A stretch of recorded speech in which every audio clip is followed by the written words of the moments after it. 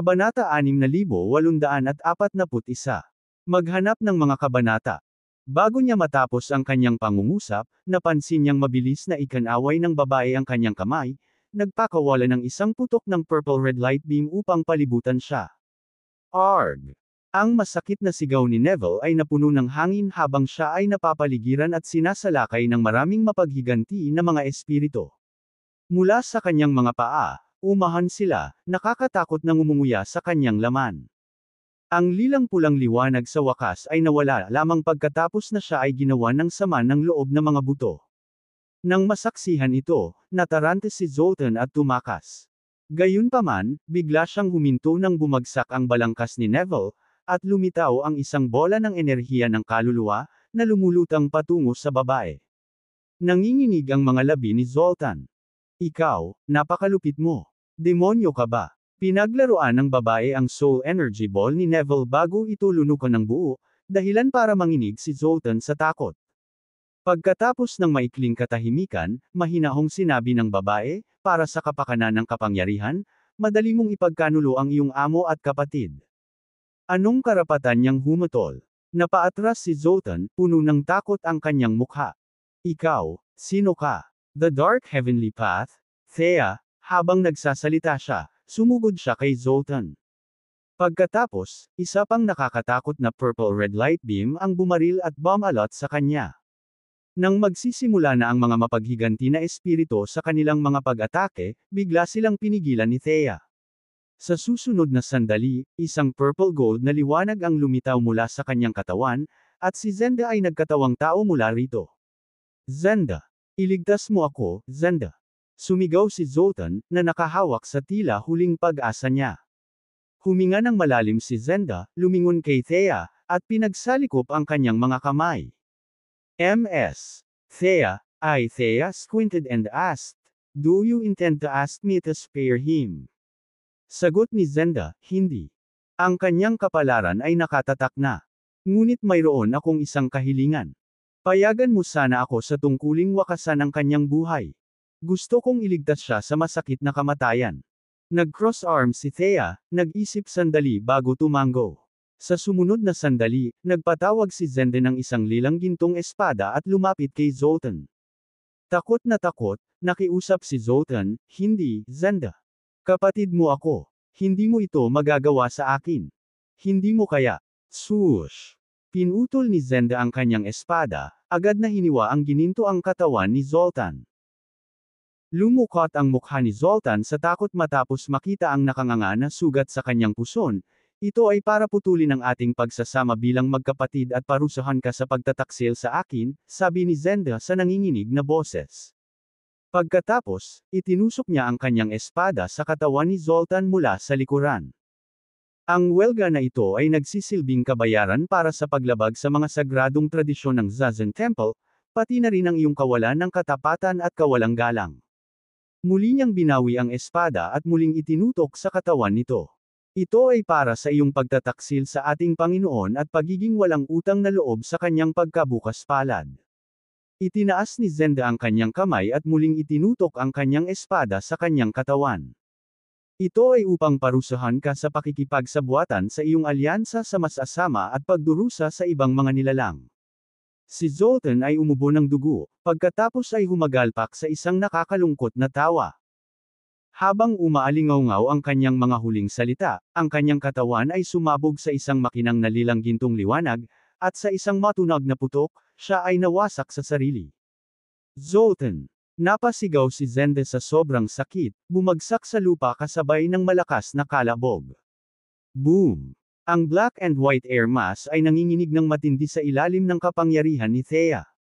Gayunpaman, hindi ito nawasak. Kumunat ang noo ni Thea at nag-wave ng kamay. Sa susunod na sandali, biglang lumitaw si Yegor sa kanyang harapan. Natanggal ang kanyang selyo nang pumulibot sa kanya ang kulay purplish red light. Tanong ni Thea, "Ikaw ay isang alagad ni Turta. May solusyon ka ba?" Pinagmasdan ni Yegor ang itim at puting masa. Pagkatapos, itinaas niya ang kanyang kamay at nagpakawala ng malakas na alon ng matuwid na aura. Bago pa makalapit ang matuwid na aura sa itim at puting masa, hindi inaasahang naharang ito ng dalawang kulay ubigintong ilaw mula sa langit. Boom! Ang natitirang puwersa ay pinilit na paatras si Yegor, ukit ang kanyang mukha sa takot. Di nagtagal, dalawang ubigintong beam ang tumusok sa kawalan, na naging anyo ng isang lalaki at babae. Agad silang pumwesto sa harap ni Thea at Yegor. Gulat na titig sa kanila si Yegor. Sir Zhu, M.S. Beatrice. Mayroon kang matalas na alaala. Ngumiti si Zhu, saka siya iniskan. Nagulat ako na naabot mo na ang Declan rank. Nalampasan mo ang isang tanga na kilala ko. Malamig na sabi ni Thea, may balak ka bang pigilan ako? Natigilan sina Zhu at Beatrice sa kanyang puot. Agad nilang ikinapit ang kanilang mga kamay sa kanya at binati, Yin Governor. Tumugon si Thea na may malamig na tono, hindi na siya ang gobernador ng Yin. Ngayon, Hokun's Master na ako. Napatitig siya kay Zhu at Beatrice, saka nagtaas ng kilay. Kayong mga kataas-taasang nilalang ay tinatawag akong isang demonyo. Magkasabay na nagulat sina Zhu at Beatrice, naging discomfort ang kanilang mga ekspresyon nang marinig ang kanyang deklarasyon. Mataray na utos ni Thea, tabi ka. Kung hindi, baka baliwalain ko ang nakaraan nating camaraderie. Nang maramdamang gagawa ng marahas na aksyon si Thea, nagpalitan ng tingin sina Zhu at Beatrice. Pagkatapos, tiyak na lumapit sila sa kanya. Naikuyom ni Thea ang kanyang kamao, at isang nakamamatay na aura ang lumabas sa kanya. Sumigaw si Zhu, "You're walking into a trap. Naniniwala ka ba na kaya mong talunin si Yerian ang mag-isa?"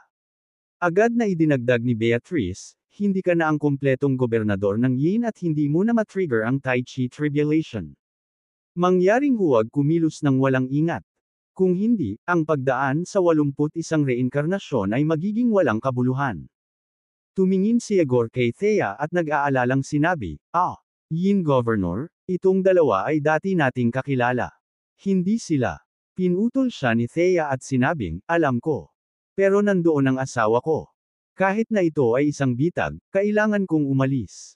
Habang ipinahayag ni Thea ang kanyang determinasyon, natigilan sina Yegor, Zhu, at Beatrice. Tabi ka. Hindi ito para sa debate. Nilagpasan sila ni Thea at determinadong humakbang pasulong.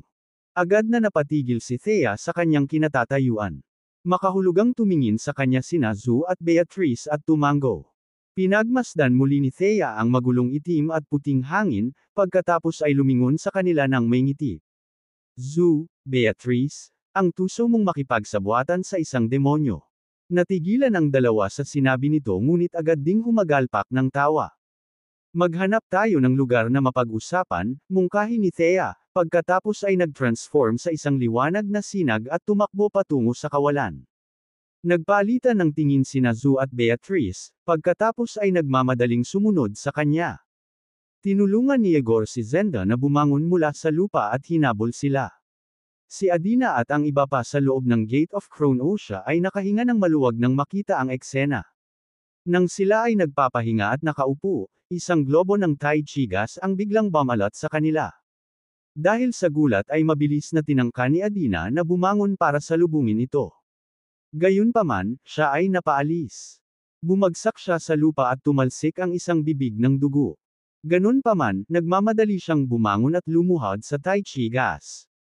Galit na nagmura si Yeiria mula sa loob ng Tai Chi gas, basura. Takot ka ba sa kamatayan? Bakit ang bilis mong isinara ang gate? Hindi mo ba alam na ginawa ko ito para bitag siya?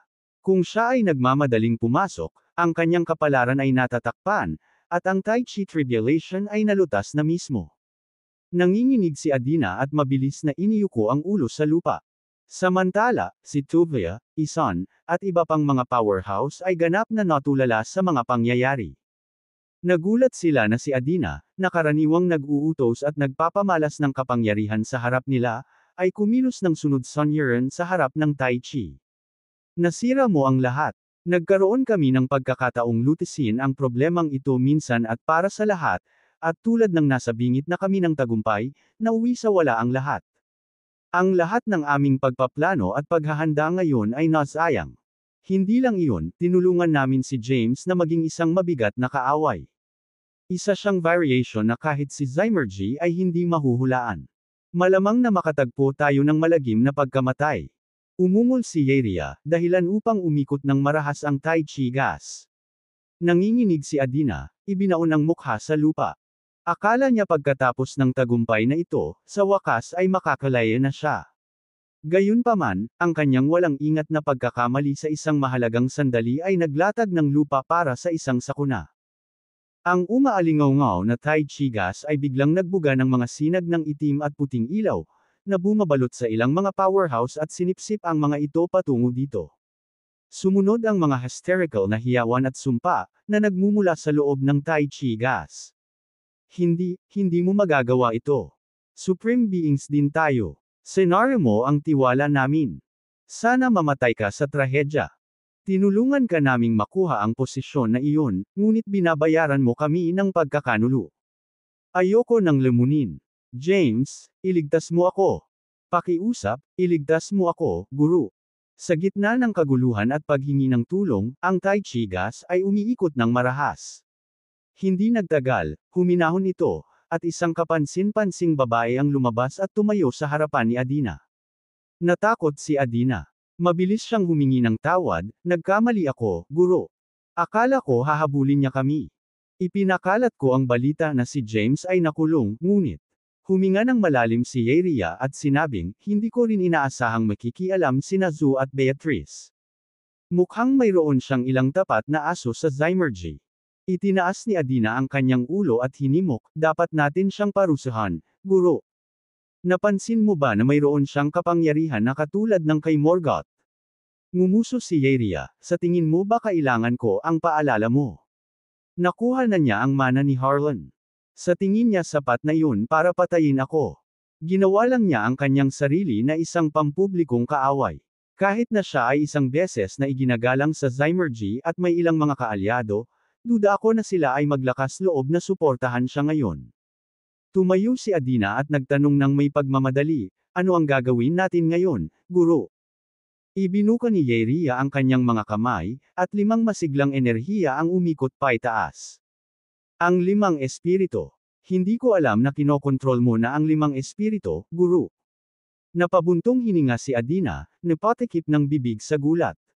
Inangat ni Yeria ang kanyang ulo at malamig na sinabi, noon, hindi ako nagkaroon ng oras upang tunay na magsaliksik sa mga misteryo ng Xyloria Tai Chi Pearl. Pagkatapos ng aking kamakailang pag-iisa, nakinabang ako ng malaki. Ito ay katawa-tawa. Kinailangan ni James na makipagsapalaran sa Chaos Storm, itinaya ang kanyang buhay para lamang sa isang pagkakataon na i-regulate ang 3 treasures at 5 spirits. Gayunpaman, ito ay mga tagumpay na dumating ng walang kahirap-hirap sa akin. Kahit na magtagumpay siya, ang kanyang cultivation rank ay masyadong mahina upang magdulot ng banta laban sa akin. Si Adina, na halatang natuwa sa paghahayag na ito, ay sabik na tumango. Sa sumunod na sandali, umalangaw-ngaw mula sa kawalan ng isang malakas na tawa. Ganyan ka ba ka-confident, Fishy? Nang marinig ang hindi inaasahang boses, napalingon sina Yeria at Adina sa kawalan dahil sa gulat, ang kanilang mga ekspresyon ay magkahalong takot at pagkalito. Kabanata 6844. Sa kawalan, isang parang multo na anino ang bumungad na may kakilakilabot na puwersa, na papalapit kay Yeria. Dahil sa kawalan ng bantay, mabilis na tinanggap ni Yeria ang hamon at sinalubong ang anino sa malapitang labanan, gamit ang parehong mga kamay at paa. Hinawakan niya ang kanyang Tai Chi power ng may pagkalikido, depensa laban sa mga pag-atake. Biglang nagliyab ang buong paligid ng kumukulog na kidlat, na nagpakawala ng kaguluhan. Ang sagupaan ng innate energy at Tai Chi power ay nagresulta sa isang serye ng mga pagsabog. Malakas na yumanig ang paligid na parabang nasa bingit ng pagkawasak ang mundo. Samantala, nagmamasid si Adina sa gulat mula sa lupa. Bago pa siya makaiwas, nilamon na siya ng black and white aura ni Yeria. Sa sumunod na sandali, lumakas ang lakas ni Yeria. Nakatayo sa ibabaw ng kanyang Tai Chi gas, lumipat siya mula sa defensive patungo sa offense iba. Nagpakawala siya ng torrent ng black and white gas, na nagwawali sa direksyon ng misteryosong kalaban. Gayunpaman, hindi nabigla ang kanyang kalaban. Kalmado siyang nagpatawag ng maraming divine sword sa kalangitan, na agad na nagpakalat ng Tai Chi gas. Ang natitirang mga banal na espada ay nagpapatuloy sa kanilang landas patungo sa kanya sa mabilis na bilis. Ang Krail Sword Formation ni Zemra. Walang masyadong kahanga-hanga. Panunuya ni Yeria. Nagradiated ang kanyang katawan ng black and white energy habang nagsasalita, na naging lightsabers. Ang mga lightsabers na ito ay marahas na nakipagsagupaan sa pagsalakay ng mga banal na espada, na humantong sa isang pagsabog. Napaatras si Yeria at ang misteryosong kalaban. Sa pag-hover sa kawalan, sa wakas ay isiniwalat ng kabilang partido ang kanyang pagkakakilanlan. Isa itong napakagandang binata na nakasuot ng itim na damit. Nakatayo siya habang ang isang kamay ay casual na nakapatong sa likod niya habang nakatitig kay Yeria. Wala siyang malinaw na aura o enerhiya ngunit naglabas ng hangin ng pangangibabaw. Walang iba kundi si James ang nakabasag sa Gate of Wonders at matagumpay na isinama ang Three Treasures. Sa una, inaasahan niyang maghihintay si Lizia sa loob ng Xyloria Chronosia Realm, ngunit sa paglabas mula sa pag-iisa, sinalubong siya ng walang laman na kawalan. Gamit ang kanyang Zen, mabilis niyang naunawaan ang mga pangyayaring naganap sa loob ng Xyloria Chronosia Realm. Sa sobrang galit, sinira niya ang lugar at pumunta rito. Kabanata 6845. Gaya ng inaasahan ni James, nakuha ni Lizia si Yeria. Nagmamayabang si Yeria, nakikita mo ba ito, James? Ito ang iyong pangalawang katawan. Kung wala siya, hindi ka buo. Kahit na nakontrol mo ang tatlong kayamanan at mga buhay na espiritu, ang pagsakop sa Greater Realms ay mawawala pa rin sa tanong, malamig na tanong ni Jarnes. Pinagbabantaan mo ba ako? Mayabang na tugon ni Ikria, oo. Sa ngayon, nasa akin ang kapangyarihan. Kayo na ang magdedesisyon sa kanyang kapalaran. Siyempre, kung gusto mong maging madali ang mga Supreme Being sa Zymergy, maging panauhin mo ako. Ako si Tai Chi, isa sa 5 ebolusyon, master ng Greater Realms. Hindi ako pwedeng patayin. Kung tungkol sa bahagi ng aking primordial spirit na napigilan, wala na akong magagawa.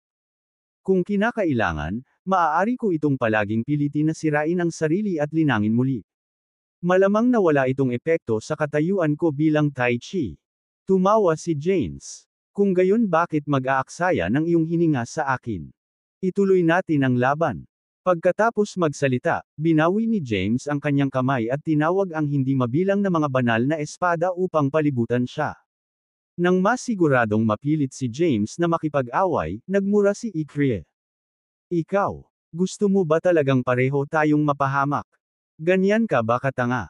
Ngumuso si James. Nakikita kita bilang isang mapanlinlang at walang hiyang isda. Wala akong balak makipag-ayos sa songko na katulad mo. At saka, palagi kong makukuha ang pangalawang katawan ko pagkatapos mong patayin. Mukhang mas magandang opsyon kaysa sa pananakot mo, hindi ba? Nakaramdam ng matinding galit si Yeria matapos marinig ang desisyon ni James. Gayunpaman, pilit niya itong pinigilan. Ang kanilang kamakailang labanan ay naging maliwanag sa kanya na si James, nang matapang ang Chaos Storm, ay naging mas malakas kaysa dati. Tila wala siyang nakikitang aura, ngunit ang kanyang lakas ay nakakatakot. Kabisado pa niya ang supernatural power ni Zemra, ang Krail Sword God. Kahit na nabigo siyang i-regulate ang Three Treasures, ang kanyang kamakailang pakikipagsapalaran ay lubos na nagpahusay sa kanyang mga kakayahan. Alam ni Yeria na mahirap talunin si James nang wala ang kanyang kumpletong primordial spirit.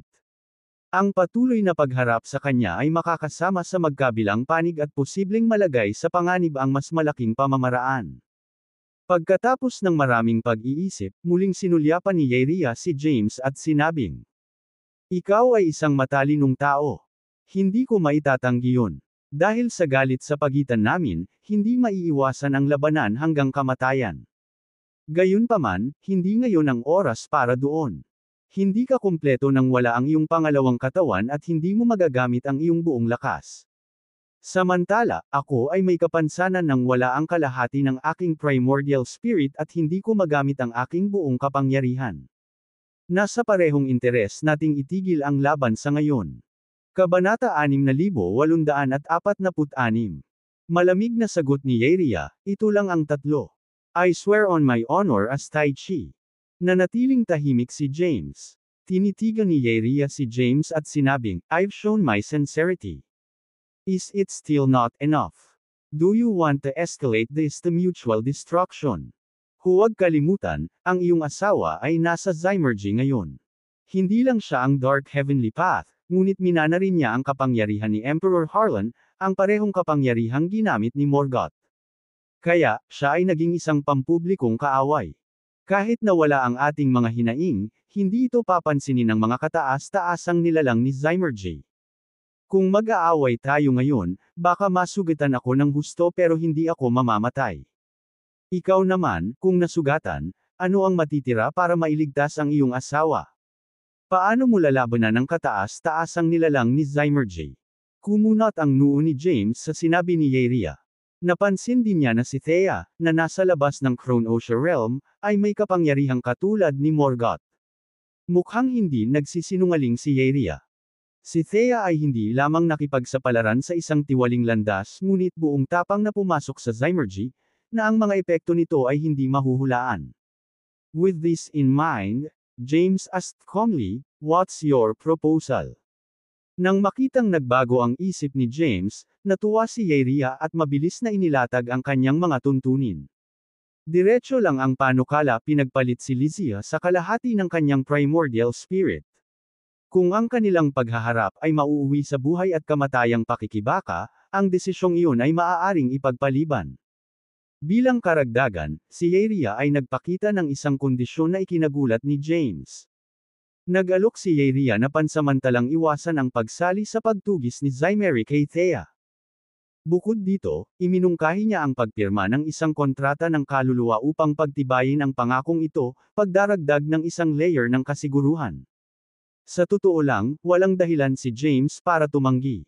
Masyadong maganda ang alok para tanggihan. Gayunpaman, ang pagbitaw kay Yeria ng ganoon kadali ay hindi naging maganda kay James. Sa hinaharap, mahirap siyang pakitunguhan. Napatingin si Yeria kay James na kinakabahan. Bakit ba ang tigas ng ulo mo, James? Hindi ba ang asawa at mga kaibigan mo ang pinakamamahal mo? Huminga ng malalim, biglang itinaas ni James ang kanyang kamay, at isang soul contract ang na material out of thin air. Mabilis itong iniskan ni Yeria kasama ang kanyang zen. Tuwang-tuwa, binuhusan niya ito ng surge ng black and white energy. Ang kontrata ng kaluluwa ay sumabog sa isang nakakasilaw na liwanag at agad na na-activate. Sa susunod na sandali, iniabot niya ang kanyang kamay, tinulak si Lysia patungo kay James. Sa itaas ng ulo ni Lysia, isang maitim na espiritu ang namimilipit, pilit na sinusubukang kumawala. Ito ang kalahati ng primordial spirit ni Yeria, si Leia. Sa kabila ng kanyang matinding pakikibaka, hindi siya nakatakas. Tumingin si James kay Yeria, pagkatapos ay mabilis na ikanaway ang kanyang kamay. Nanginginig si Yeria habang hinihigop ang kapangyarihan. Matapos makumplito muli ang kanyang primordial spirit, humagalpak siya ng tawa. Kabanata 6847. Ikaw ay isang matalinong tao. Ang iyong asawa, gayunpaman, hindi gaanong.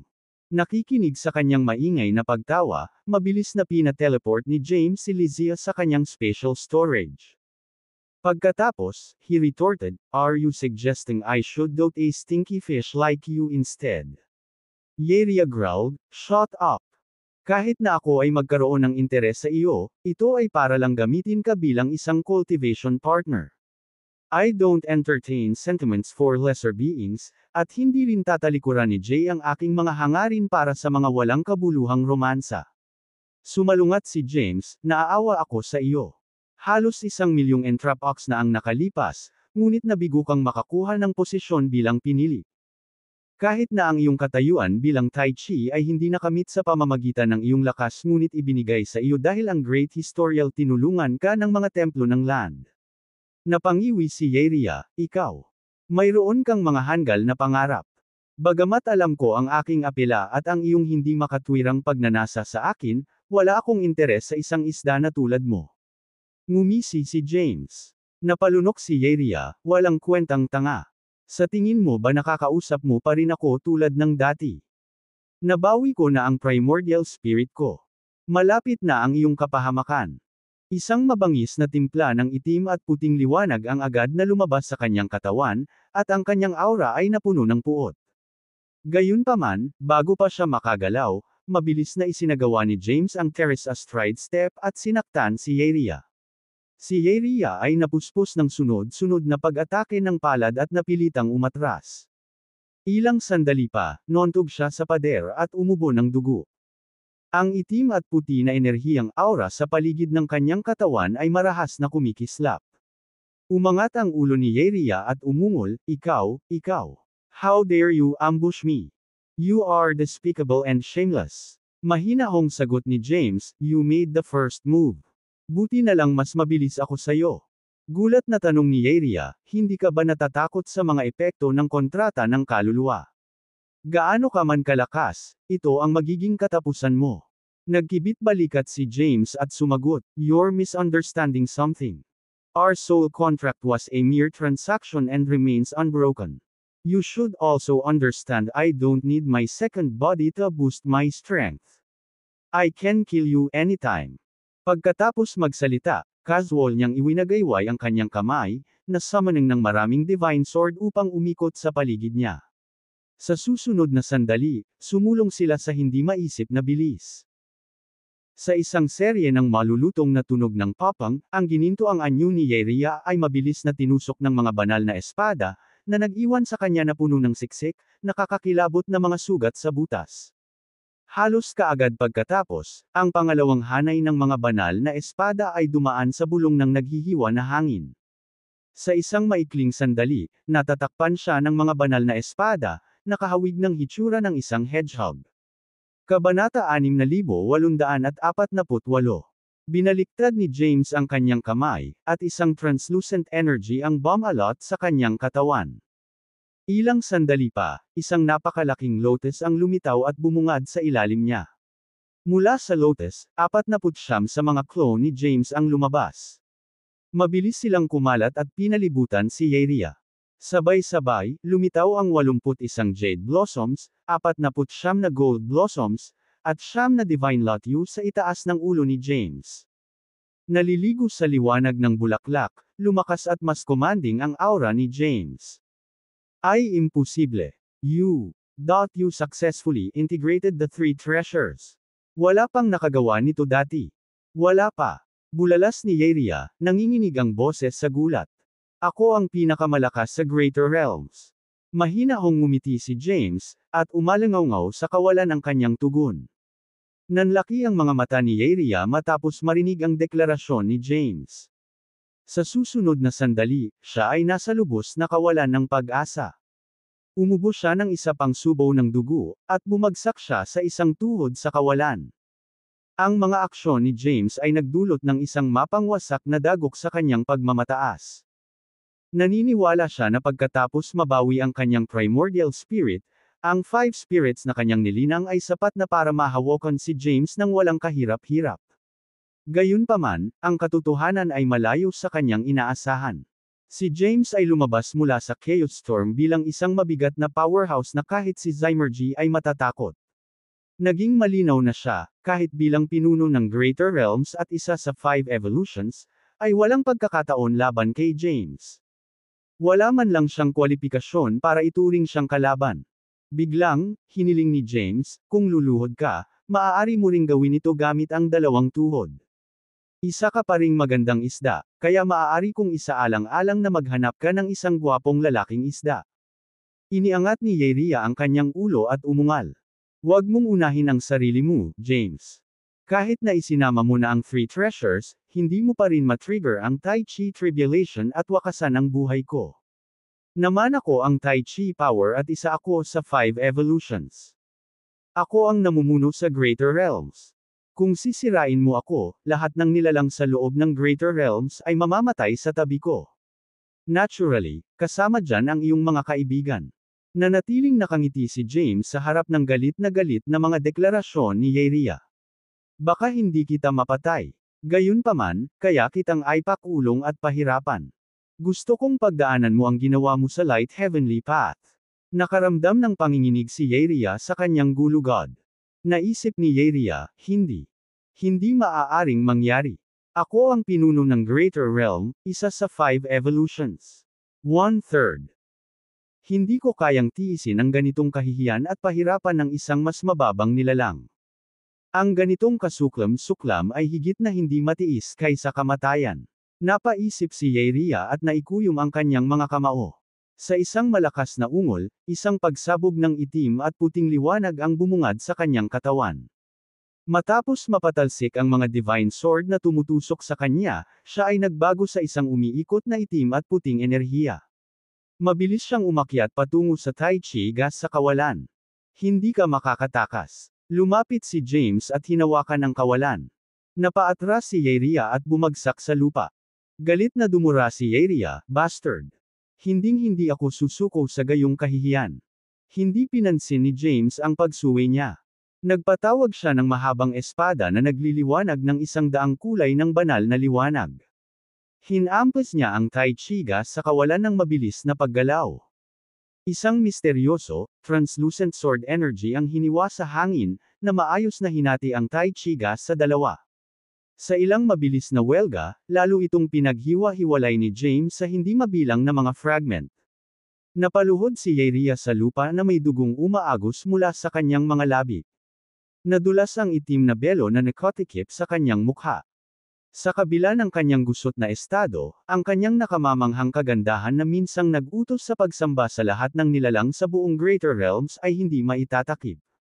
Hindi. May chance pa ako. Kabanata 6849. Si Yeria ay agad na binalot ng Kel Divine Light at itinaas sa kalangitan. Tagumpay siyang tumawa, "Akala mo ba ikaw lang ang may trump card? Mas marami pa ako, at mas malakas sila kaysa sa iyo. Mark my words. I will have my revenge for the humiliation today, ay ibabalik ito ng 2 beses sa iyong asawa, mga anak, at mga kaibigan. Ipapapatay ko sa iyo ang lahat ng iyong minamahal na mamatay sa harap ng iyong mga mata at na matiis mo ang pinakamasamang pag-iisa na posible." Nagdilim ang mukha ni James sa kanyang pagbabanta. "Hindi ka pupunta kahit saan nang walang pag-approve ko." Sa isang malakas na sigaw, ang lotus sa ilalim ng mga paa ni James ay mabilis na lumaki, na nagpakawala ng 49 na nakakatakot na sinag na tumagos sa kawalan. Kasabay nito, lumabas mula rito ang 49 ng primordial spirits ni James. Ang Kel Divine Light na bumabalot sa Ikria at malapit nang umakyat sa kabila ng third heaven ay biglang natigil ng 4Y Divine Lights. "You're trying to flee for your life. You should have keep your mouth shut. Hindi mo ba alam na siya ang unang nag-integrate ng 3 treasures? Ang Kel Divine Light ay samaway habang ito ay nakikipagsagupaan sa mga pumipigil na mga sinag ng liwanag na ilover. Ang mga sinag ng liwanag ay nagpakawala ng isang mahiwagang puwersa, na pinilit ang banal na liwanag na mag-transform sa isang anino na figure. Napabalikwas ang dalawa sa lupa. Sa isang malakas na kalabog, bumagsak sila sa lupa at umubo ng dugo. "Bakit mo siya pinuprovoke? Ngayon hinayla mo na rin ako sa gulo." Sigaw ng anino kay Yeria habang nagmamadaling tumayo. Si Yeria, na mayabang na kumilos ilang sandali lang ang nakalipas, ay nawalan ng masabi. Si James ay nag-hover sa kawalan, na binago ang kanyang 49 na light beam sa isang napakalaking pormasayon. Sa itaas nito, dahan-daang umiikot ang isang higanteng salita, landas, na naglalabas ng mga banal na ilaw. Nababalisa, nagtanong si Yeria, "Ano ang gagawin natin ngayon, Ziver?" Sumagot si Ziver, "Iyon ay isang supernatural na kapangyarihan mula sa pagsasama-sama ng 3 kayamanan. Nakita ko rin ito sa unang pagkakataon. Paano ko malalaman kung ano ang gagawin?" Nagnganga ang mga ngipi ni Yeria at sinabing, "Damn it, James. Dapat siyang maparusahan." Napabuntong hininga si Ziver, "Ano ang silbi ng walang kabuluhang usapan ngayon? Maaaring immortal ka, ngunit hindi ako. Tila ako ang nangunguna sa maikling paghaharap sa kanya ngayon, ngunit iyon ay dahil lamang sa nahuli ko siya. Sa isang aktwal na laban, nagdududa ako na ako ay isang matematika laban sa kanya."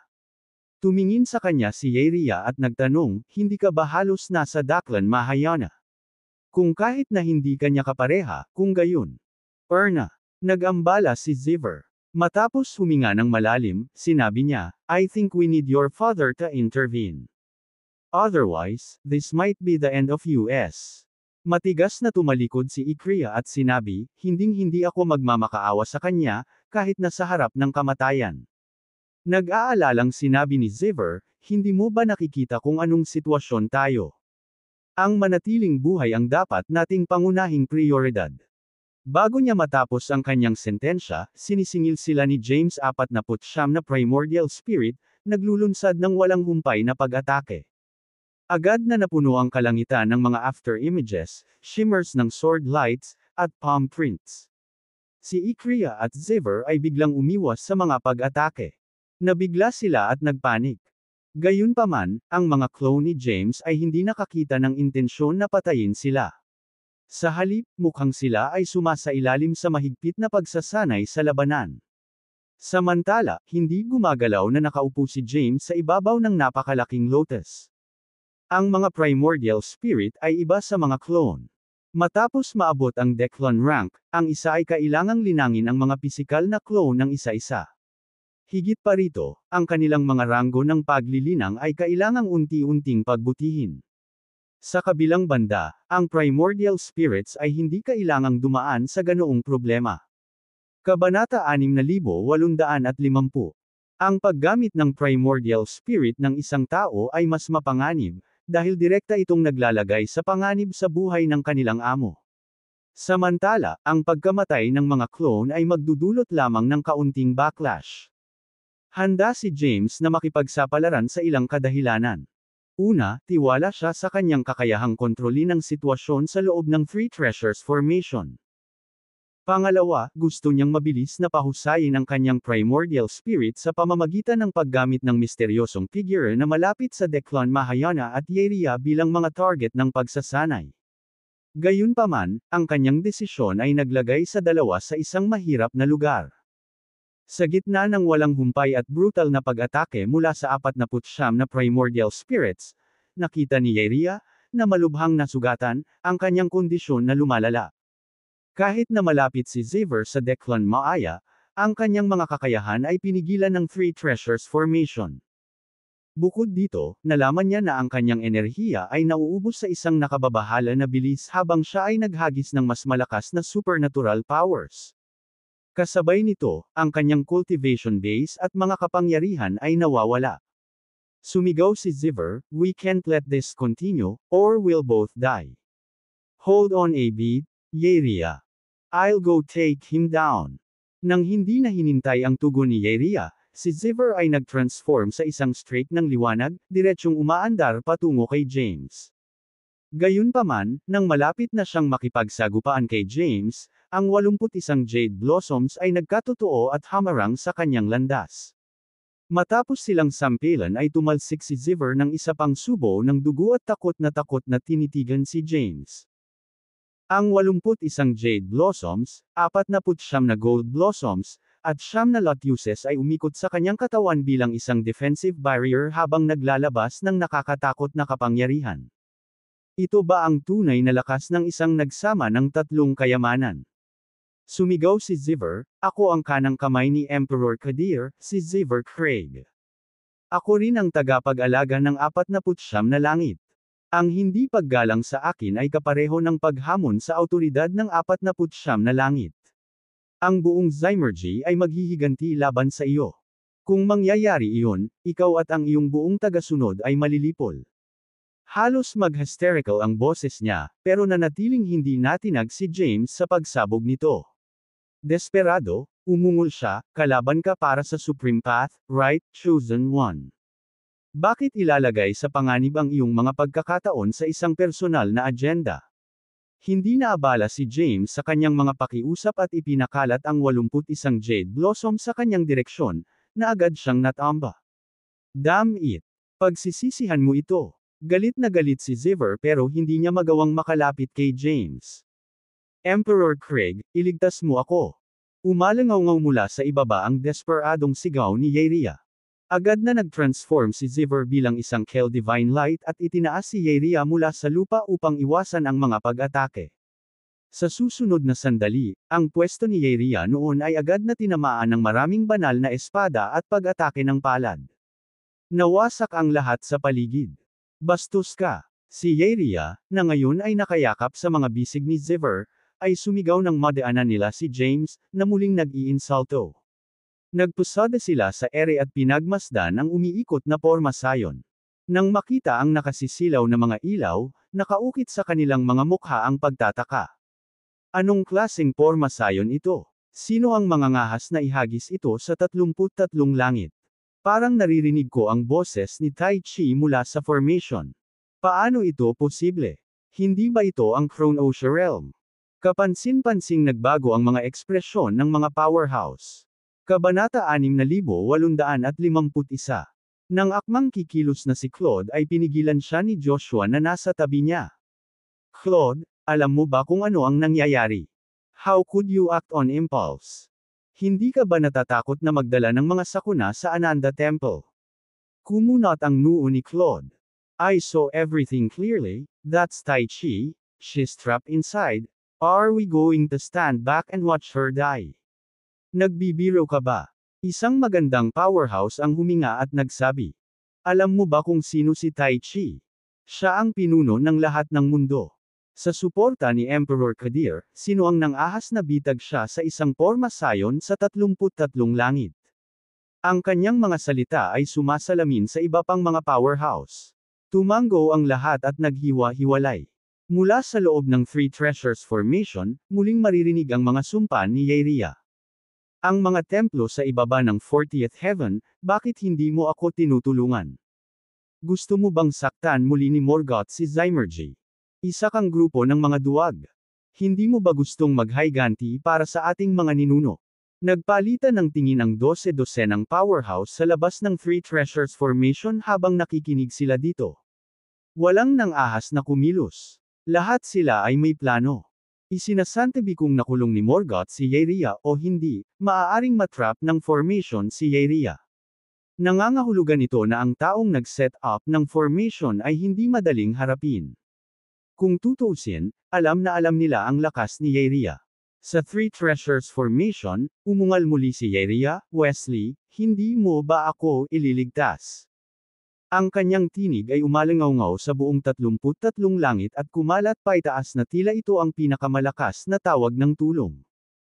Samantala, sa palasyo ng batas sa ika-40 langit, isang figure na naglalabas ng sagradong radiation ay nakaupo sa isang lotus na posisyon.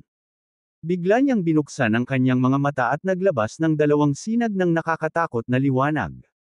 Nang siya ay tatayo na, dalawang sinag ng amethyst gold light ang kumikislap sa labas ng palasyo. Isang lalaki at isang babae ang biglang sumulpot. Greetings, Sir Wesley, ako si Zuyanes ng Celestium Temple. Greetings, Sir Wesley, ako si Beatrice Sanchez ng Sylphic Temple. Nang marinig ang pagpapakilala ng dalawa, natarante si Wesley. Lagi kayong pumupunta dito nang walang dahilan. Nagtakda ba kayo ng oras para pumunta? Nagpalitan ng tingin sina Zu at Beatrice at dahan-daang pumasok sa palasyo. Sir Wesley. Yumuko si Zeus kay Wesley. Nandito kami para ipakilala ka sa isang matandang kaibigan. Huminga ng malalim si Wesley at sinabing. Alam kong nandito siya, pero hindi ko siya nakikita ngayon. Kumunot ang noo ni Zeus. Sa kabilang banda, ngumuso si Beatrice. Alam ko. Mukhang nakalimutan mo kung paano mo narating ang posisyon na ito. Kumunot ang noo ni Zu. Magiging walang utang na loob ka ba pagkatapos na maging batas ng mga landas? Dahil doon, natahimik si Wesley. Nang makita ang magandang figure, napabuntong hininga si Wesley. Kailangan mo ba akong itulak sa gilid? Ikaw mismo ang pumili ng landas. Gawin mo lahat ng gusto mo. Dahan-daang pumasok sa palasyo ang magandang figure. Ngayon, hindi kita bibigyan ng pabor. Hindi ko rin hihilingin na ibalik mo ang pabor. Gusto ko lang ng isang lugar na pansamantalang matutuluyan para sa aking mga kaibigan upang matiyak ang kanilang kapayapaan. Nang marinig iyon, humagalpak ng tawa si Wesley. Ang iyong puso ay malamig sa lahat maliban sa iyong asawa. Saan nanggaling ang mga kaibigan mo? Nagmalaki ang ulo ni Thea. Ang mga taong kinikilala ng aking asawa ay aking mga kaibigan. Bibigyan mo ba sila ng tirahan o hindi? Pagharap sa pangangibabaw ni Thea, itinaas ni Wesley ang kanyang ulo at mapait na sinabi, pumunta ka para magtanong ng personal. Ano pa ang masasabi ko? Sinulyapan ni Thea si Wesley bago nagtanong, may pupuntahan ka ba? Hayaan mo silang manatili dito. Nasa harapan na ngayon ni Thea si Wesley.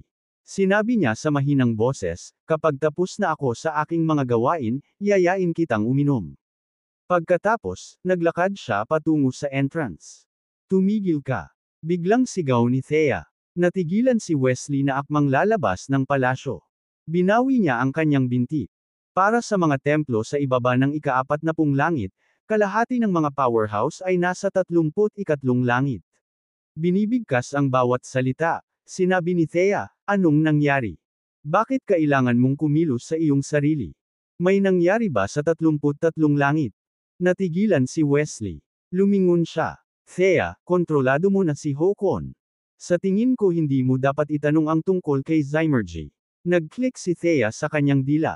Kung tutulungan mo si Yeria na makipag-ayos sa asawa ko, matatapos ang pagkakaibigan natin.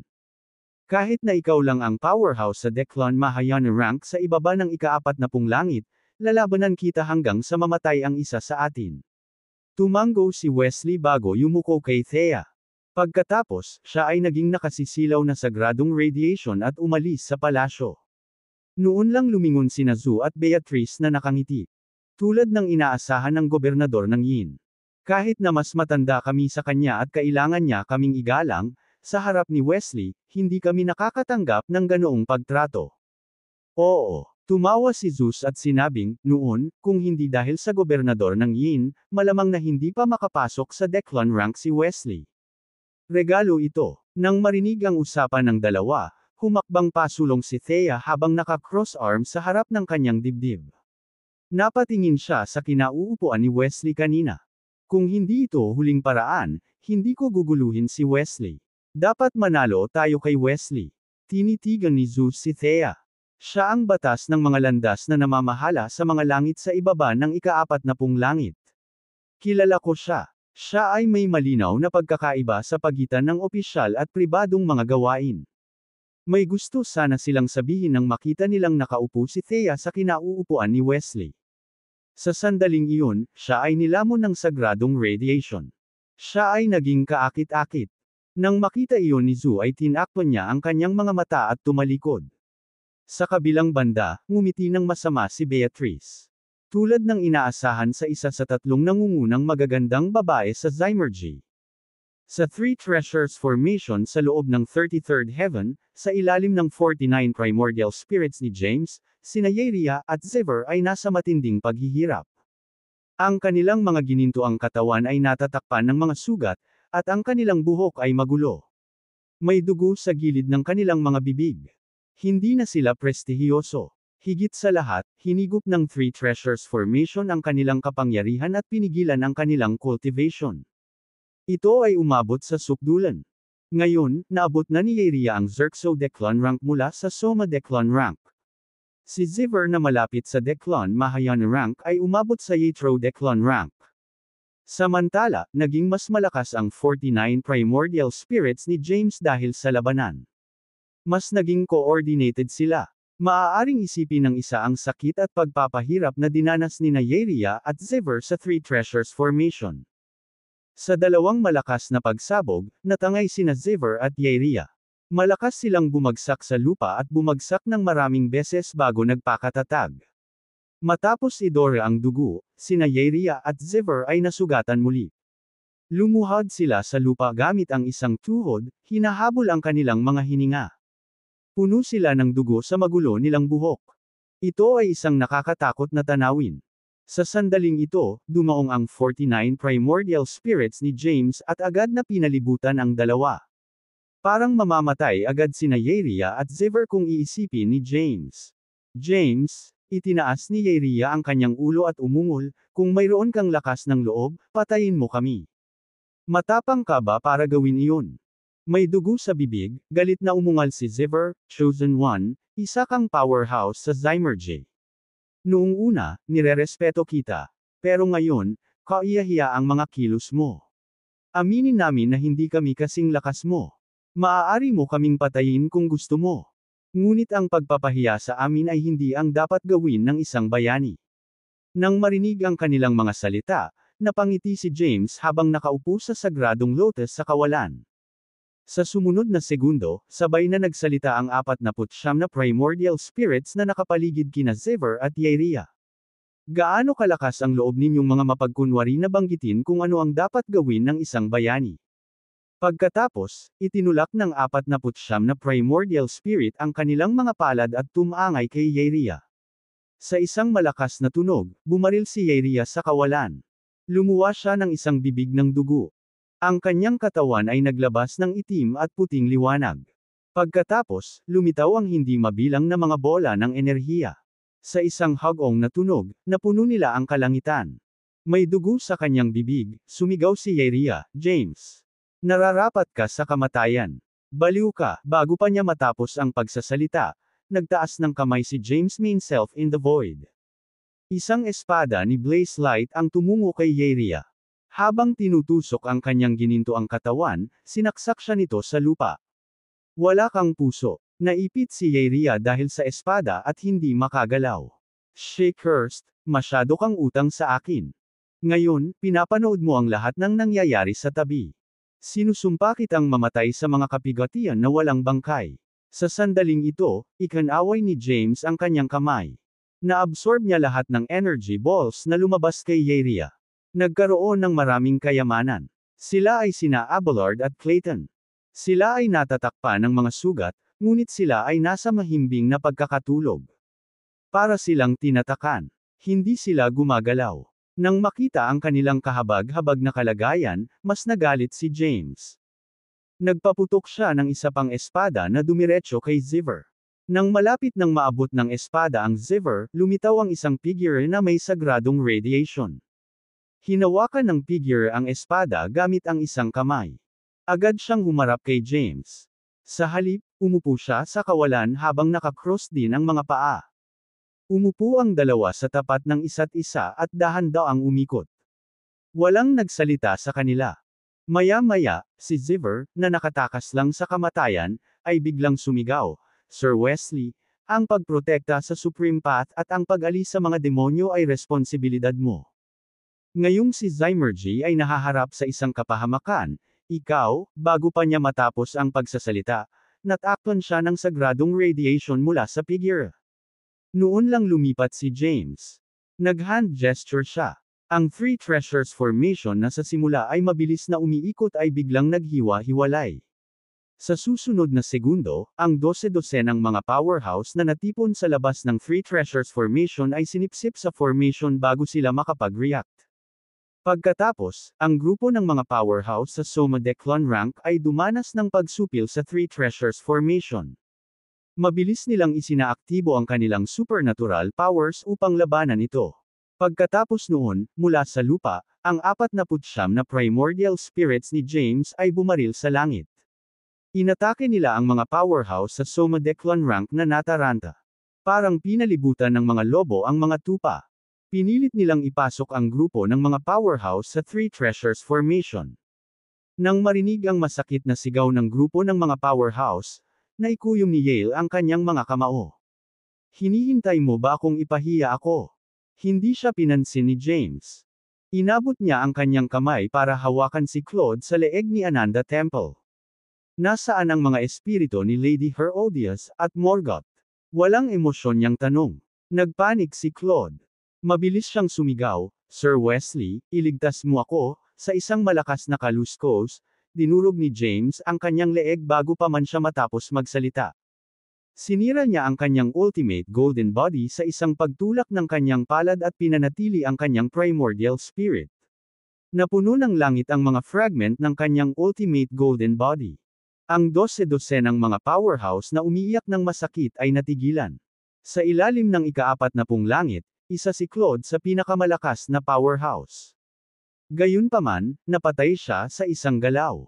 Bukod kay Wesley, si James ang pangalawang powerhouse na kayang gumawa ng ganoong bagay. Kung ikukumpara sa kapalaran ni James, ang mga powerhouse sa Soma rank ay wala. Nang may nanginginig na boses, sinabi ni Yale, James, ikaw. Bago niya matapos ang kanyang mga salita, inabot muli ni James ang kanyang kamay. Sa pagkakataong ito, nahuli si Joshua ng Shivam Temple. Hindi, ayokong mamatay. Sasabihin ko sa iyo ang lahat. Sigaw ni Joshua. Nanatiling tahimik si James, ngunit binigyan niya ng pagkakataon si Joshua. Si Lady Herodias ay nabuklod sa Tai Chi Grand Temple. Nagmamadaling sinabi ni Joshua, iimbitahan ko siya ngayon. Mangyaring iligtas ang aking buhay. Wala kaming sama ng loob sa isa't isa. Ay, bago pa niya matapos ang kanyang sasabihin ay dinurog na ni James ang kanyang leeg. Ang kanyang ultimate golden body ay nawasak, at ang kanyang kaluluwa ay iningatan. Nang makita iyon, ang 12 ng mga powerhouse sa Soma Declon rank na masakit na lumalaban sa Three Treasures Formation ay natakot. James, huwag kang kumilos ng basta-basta. Tumayo si Yale. Isang sinag ng sagradong radiation ang tumama sa 12 ng mga powerhouse na nakulong sa Three Treasures Formation. Sa sandaling ito, napuno ang langit ng mga palad ni James. Habang nabasag ang sagradong radiation, ang 12 ng mga powerhouse sa Soma Declon rank ay dinala sa mga palad. Sa kawalan, may mga pagsabog. May dugo sa lahat ng dako. Ang mga kaluluwa ay nagkawatak-watek. Sa mga sandaling ito, nakita ni Nayeria at Ziver na napadpad sa lupa dahil sa espada ang nakakakilabot na eksena. Labis silang natakot. Hindi nila akalain na napakaraming Supremo na nilalang ang papatayin ni James kapag nandyan si Wesley. Nabaliw siya. Hindi niya iginalang si Wesley. Naninindigan siya sa pagiging kaaway ni Zymergy. Hindi, wala siyang pakialam kay Zymergy. Nang mahina siya, ganyan na siya. Sa Three Treasures Integration, ganoon pa rin siya. 2/3. Naniniwala si James na kaya niyang patayin si Tai Chi, mga Supreme Beings, Emperors at ang Law of Paths. Malamang wala rin siyang pakialam sa Supreme Path. Siya ay isang baliw. Hindi napigilan ni Yeria na mapaungol, mas nakakatakot siya kaysa kay Morgoth. Siya ang pinakamalaking kapigatian ng Zymergy. Nang marinig ang nanginginig na boses ni Yeria, nang inig si Ziver na naipit din dahil sa espada. Sa sobrang takot ay hindi siya makapagsalita. Mula nang magsimula siyang magtanim, marami siyang nakilalang malalakas na kaaway. Gayunpaman, maaari niyang palaging i-flip ang script. Iyon ay kung paano niya nakuha ang kanyang katayuan bilang isang emperador. Gayunpaman, ito ang unang pagkakataon na naramdaman niyang walang kapangyarihan. Hindi ito dahil sa kung gaano kalakas si James, ito ay dahil siya ay pumatay ng mga tao ng walang pag-aalinlangan. Siya ay may isang mahusay na kalooban upang labanan at walang puso. Walang kataas-taasang nilalang ang inaasahan iyon. James, sigaw ni Yale, pinipilit mo ba akong kumilos? Ikinumpas ni James ang kanyang kamay at kinuha ang lahat ng mga kaluluwa at mga bola ng enerhiya sa mga nakapalibot na lugar, kasama sina Abelard, Herodias at Clayton. Noon lang niya dahan-daang iminulat ang kanyang mga mata. Nagtaas siya ng kilay. Hindi ka dapat pumunta sa unang lugar. Ako ang batas ng mga landas na namamahala sa mga langit sa ibaba ng ika-40 langit, sigaw ni Yale na may nanginginig na boses, dahil nagdudulot ka ng kaguluhan sa Zymergy, pinipilit mo akong maging kaaway mo. Hindi naman natakot si James. May tanong ako. Sino ang pipili ng iyong kapalaran? Ikaw ang batas ng mga landas. Sino ang pinapakinggan mo? Kanino ka nagtatrabaho? Tanong ni James. Dahil doon, natigilan si Wesley. Wala na ang Supreme Path. Kaya naman umiiral ang mga pinili. Maliwanag ang boses ni James. Tumunog ito sa buong 33 langit. Kaya, kung ito man ay ang pinakamataas na nilalang, ang batas ng mga landas o Tai Chi, kayong lahat ay mga alagang hayop lamang ng Five Path Emperors. Ikaw, galit na galit si Wesley. Mali ba ako? Pinaikit ni James ang kanyang mga mata. Ang tinatawag na Diyos ay dapat na nasa lahat ng dako, makapangyarihan sa lahat. Walang awa, walang pag-iimbot, walang pagnanasa, gayon din ang paglikha at pagsuporta sa lahat ng nabubuhay na nilalang sa mundo. Kayo, bilang pinakamataas na nilalang, ay nagtayo ng mga templo at namuhay ng marangyang buhay. Mayroon kang akses sa maraming mapagkukunan ng paglilinang. Dapat mong bigyan ng mga buhay na nilalang ng mga plano sa paglilinang, ngunit kinuha mo ang lahat. Kinuha ninyo ang lahat ng mga mapagkukunan para sa inyong sarili. Tinatrato mo ang mga buhay na nilalang na nagsisikap sa paglilinang at dumaan sa mga paghihirap bilang mga alipin. Gusto mong sakupin ang puso ng lahat ng nabubuhay na nilalang na may isang puso at gamitin ang isang kalooban bilang batas ng lahat ng nabubuhay na nilalang. Kinukuha mo at sinamsam ang lahat, pumatay ng maraming tao hanggat gusto mo at gawin ang gusto mo. Wala kang pakinabang sa mga buhay na nilalang sa anumang paraan. Nang marinig iyon, natahimik si Wesley. Sir Wesley, huminga ng malalim si James. Matalino ka, ngunit noong ang mga buhay na nilalang ay nasa problema, ano ang iyong ginagawa bilang batas ng mga landas? Hindi ba dapat mong protektahan ang Supreme Path at mga batas? Bakit ang pinakamataas na nilalang na nasa ilalim ng iyong kontrol ay kumikilos ng walang ingat? Bakit ang Tai Chi ay naglakas loob na kumilos ng napakabaliw? Kung ito ang Supreme Path na pinuprotektahan mo, hindi kailangan ng Supreme Path. Mas mabuting pumasok sa Demonic Path. Pagharap kay James, itinaas ni Wesley ang kanyang ulo at huminga ng malalim. Naintindihan niya lahat ng sinabi ni James. Sa katunayan, mas alam niya kaysa sa huli. Pagkatapos ng lahat, mayroon siyang karagdagang impormasyon. Nalaman niya kung gaano kasakiman ang kataas-taasang nilalang ng Zymergy. Mas kilala niya si James. Mas alam ni Wesley ang kasamaan at kalupitan ni Yeria kaysa kay James. May mga matatanda pa rin sa itaas niya sa 49 na langit. Sila ang kumokontrol sa Zymergy. Sila ay isang mas makapangyarihang pag-iral. Sa ganoong pressure, wala siya. Kung gusto mo pa akong lumaban, tatanggapin ko ang tunggalian mo. Ngunit hindi mo maaaring alisin ang Tai Chi. Masyadong desidido ang mga salita ni James kaya hindi na nakapagsalita si Wesley. Nanginginig si Yeria na napadpad sa lupa dahil sa espada. Bakas sa mga mata niya ang kawalan ng pag-asa. How dare James provoke the law of paths? Hindi niya iginalang ang huli. Siya ay tumatakbo talamak. Sa oras na ito, mula sa itaas ng third heaven, isang sinag ng Kel Divine Light ang tumama sa Three Treasures Formation ni James. Sa malakas na tunog, yumanig ang Three Treasures Formation. Sa susunod na segundo, ang sinag ng Kel Divine Light ay pumasok sa Three Treasures Formation. Lumitaw ito sa tabi ni Yeria at naging isang batang powerhouse na may puting pilak na damit at mahabang buhok. Guwapo ang powerhouse. Pinalibutan siya ng sagradong radiation, at mukhang prestihiyoso siya. Nang makita siya, nagulat si Wesley. Lysander, bakit siya nandito? Lysander, iligtas mo ako. Sigaw ni Yeria na parabang nakahawak siya sa sinag ng pag-asa. Si Lysander Travers, ang bata at guwapong powerhouse, ay napatingin kay Yeria na naipit dahil sa espada. Nagdilim ang ekspresyon niya. Sino ang nagpahiya sa babae ko? May death wish ka. Tapos, winagiwi niya yung kamay niya. Isang sinag ng Kel Divine Light ang kumislap. Biglang nabunot ang espada sa katawan ni Yeria. Gamit ang Kel Divine Light, dumiretso ito kay James sa kawalan. Nakakatakot ang bilis ng espada. Ito ay makapangyarihan. Pero nang makarating kay James, sumabog ito. Sa sandaling ito, hindi nakatutok si Lysander kay James. Sa halip, nakatingin siya kay Yeria habang nasa likod niya ang mga kamay. Ayos ka na ngayon. Sa tabi ko, walang makakasakit sa iyo. Nahihilo si Yeria. Habang itinataas niya ang nasugatan niyang katawan, dahan-dahan siyang bumangon mula sa lupa. Nang hahawakan na sana niya ang kamay ni Lysander, dalawang espada na may transparent na gas ang tumama mula sa kawalan. Sa dalawang malulutong na tunog, muling sinaksak ng mga espada ang katawan ni Yeria. Napakalakas ng puwersa kaya napatalsik siya. Ngayon, nakadikit siya sa dingding ng Three Treasures Formation. Sigaw ni Yeria. Muli siyang nagluwa ng isang subo ng dugo, mukhang nakakaawa. Ang biglaang sitwasyon ay natigilan kina Wesley at Ziver.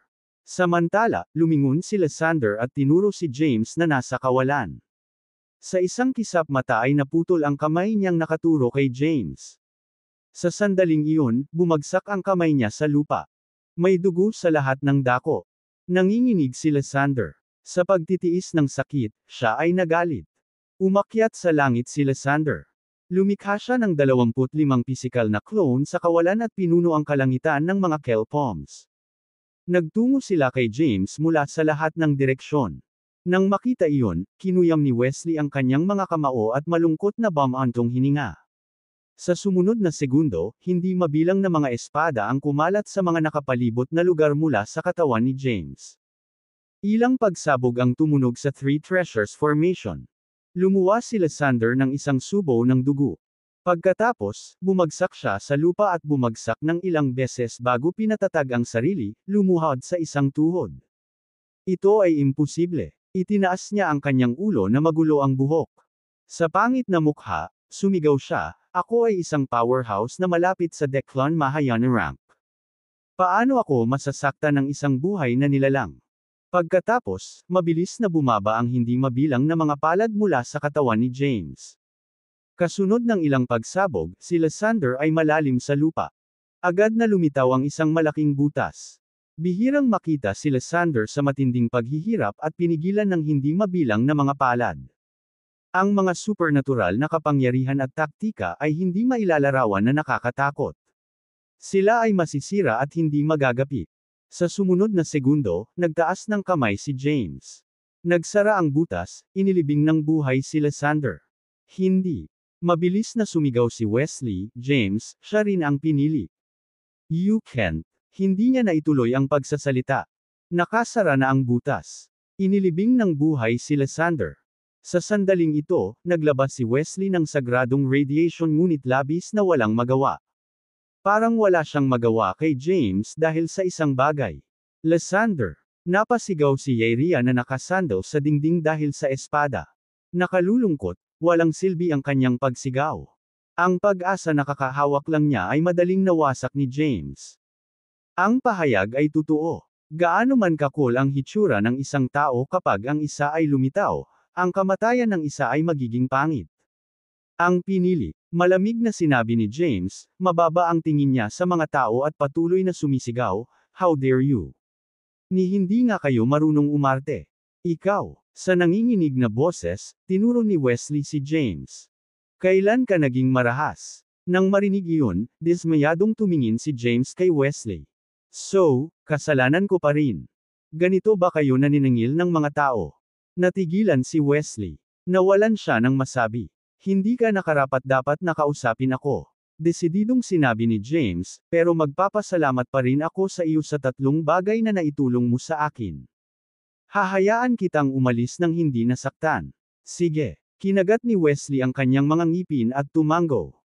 "Dahil pinalaki mo na nagpapasalamat ka sa akin para sa 3 bagay, gusto kong ibalik mo ang mga pabor ngayon."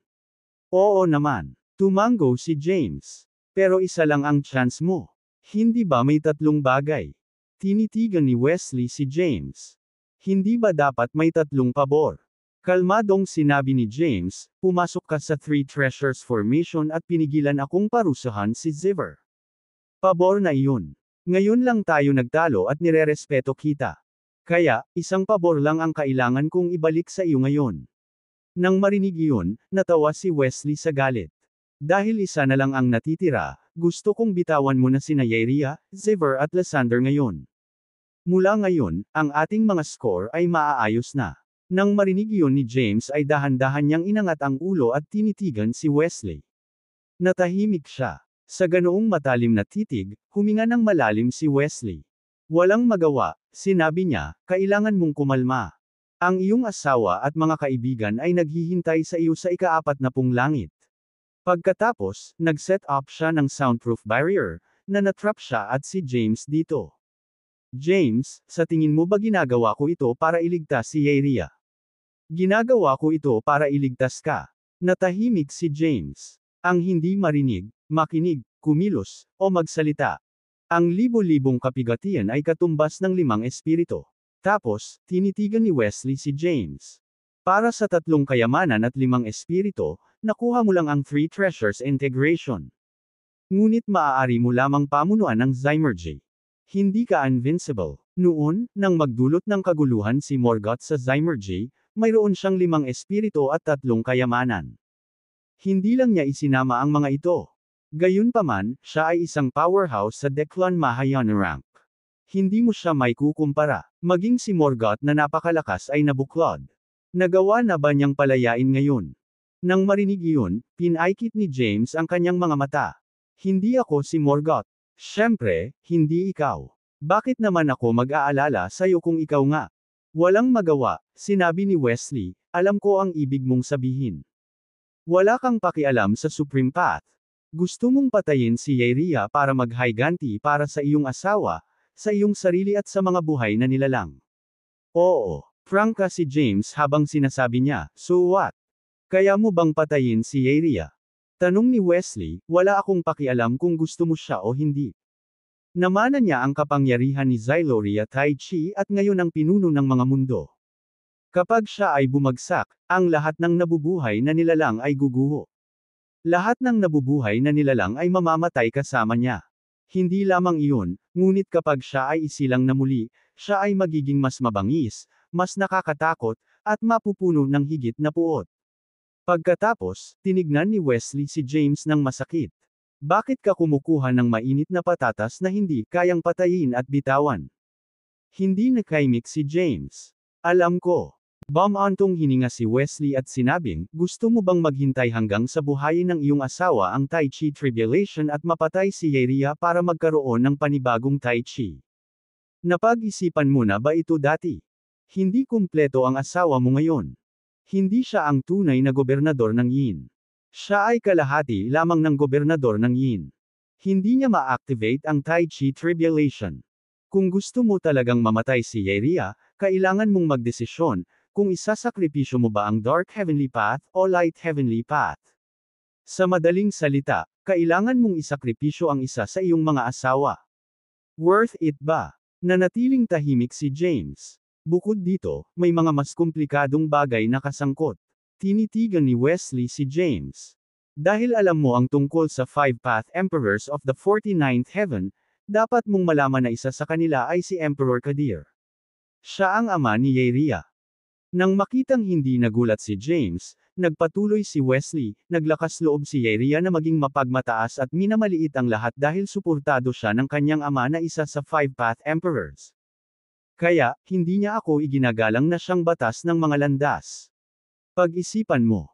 Seryoso, sinabi ni Wesley, gusto mong maghiganti para sa iyong asawa at huwag pahintulutan ng sinuman na hawakan ng iyong pamilya at mga kaibigan, ngunit hinahawakan mo ngayon ang anak na babae ni Emperor Kadir. Ano sa tingin mo ang gagawin niya sa'yo? Nang marinig iyon, pinaikit ni James ang kanyang mga mata. Hihintayin ko ang pagdating niya. Dahil doon, natigilan si Wesley. Nawalan siya ng masabi. Sa wakas ay napagtanto niya na itinayo ni James ang Three Treasures Formation sa 33 langit at pinahirapan si Yrria at Xever hanggang sa ganitong lawak dahil hinihintay ng huli ang pagpapakita ng powerhouse sa likod ni Yrria.